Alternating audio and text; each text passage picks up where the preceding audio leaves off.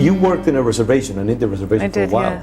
yeah. And it was interesting that you were saying at one point, as I was reading a bit of your bio, that you had to convince the community that you were working with that uneducated people might be able to absorb, plays by Shakespeare and so on. So you were surprised. Well, maybe you weren't surprised, but I'm sure some of them were. The fact that, yes, they were able to do that. They loved it and they were able to digest that kind of material. So Right. we may not give people enough credit sometimes. I think that's true, yeah. Especially in the arts. A Shakespeare, he's considered highbrow, and I think sometimes that's the problem of high school English teachers.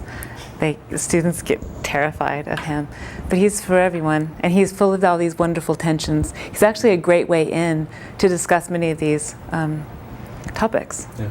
On the other hand, I got in trouble the other day in a sermon that I preached because I wanted to sort of be a little bit on the edge, and I chose a topic, and the question was the church, is it a sheepfold or a chicken coop? And the idea, my initial thought was that, we think of the shepherd and the sheep, and that is the sort of the traditional image that we use of the church. But I was saying that in my experience as a pastor, in modern times, that image, although it's exalted, beautiful, and it should be kept, and it says a lot of things about God's character and so on, it doesn't jibe with my experience in modern culture, where the sheep feel very free to question the shepherd and to go wherever they want to roam, and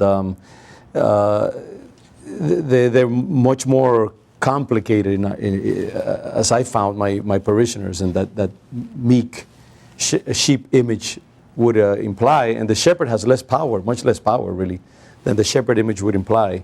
And that really, I found that the chicken coop, with all its muck and dirt and hundreds of thousands of chickens running all over the place, and the guy who works there really trying to just shepherd or rather to manage this complexity, this very dynamic space. It seemed to me, for a lot of other reasons, a much more apt imagery. That it was well worth. I said, just hold the shepherd image for a moment and go with me into this image of the chicken coop, and let's see what we can get out of that in terms of human nature and the human sin and the dirt and so on and so forth, and the delicate place of the pastor that we occupy many times. Well, that some people loved it and some people absolutely hated it because they felt, I'm not a chicken, I'm an eagle, for example. Latinos are very romantic about how they see themselves in the Pentecostal vision. This idea of comparing Christians to chickens in a chicken coop was completely horrendous to them. So my image backfired a bit on a whole sector of my church. So I think that's often why pastors may not want to get out there on the edge and start exploring these very complex images, but I don't back down. I thought at least it was a good instinct that I had there. It was great, but we choose our metaphors carefully for that reason. But sometimes it can be a complicated thing. Well, we're talking earlier before we began the interview regarding your experiences, both of you, in worlds outside of America and outside of the Western world. Maria, you have done work with Greek tragedy and lamentation and ecstatic singing and the use of voice to express deep passion. And Sarah, you've worked in the Solomon Islands with genres of narrative and storytelling and so on and so forth.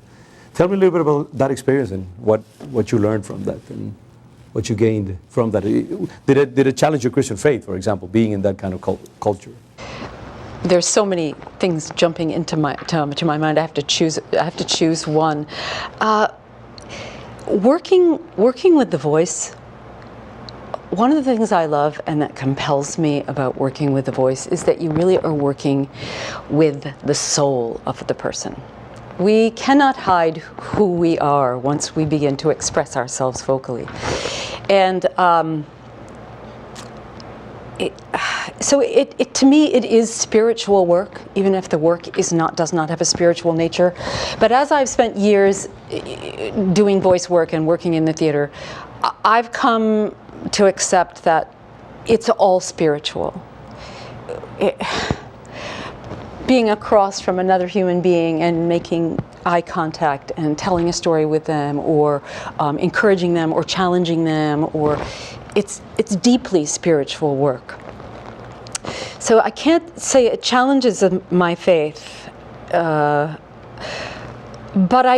I'm aware that I do bring into the room a responsibility to hold everybody in that space, and I try to listen with the ears of the Holy Spirit, so that I no longer, I did for a long time, I felt like I had to separate my faith from my work.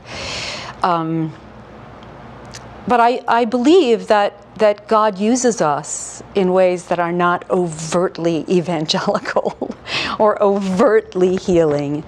And so I think of whether I'm in a teaching in Greece or France or a variety of places that I've been,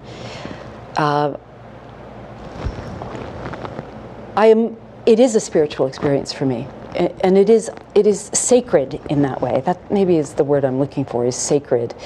And when I'm working with people from different faiths and different cultures, it challenges me to, I'm very aware, I taught a workshop with an interpreter in France once, and I became so aware of the metaphors that I use, and the cliche, the examples that we use in English that everyone understands, and I suddenly saw the way I talk in a very different way, the way I talk about voice, the way I talk about, I was teaching a Shakespeare workshop, and it opened me up in that way. And in the same way, when I'm in a room with people from other cultures, the way they hear what I say, the way they give back to me their response, if I throw out an exercise and then they do it, I am now invited into their culture in a way that I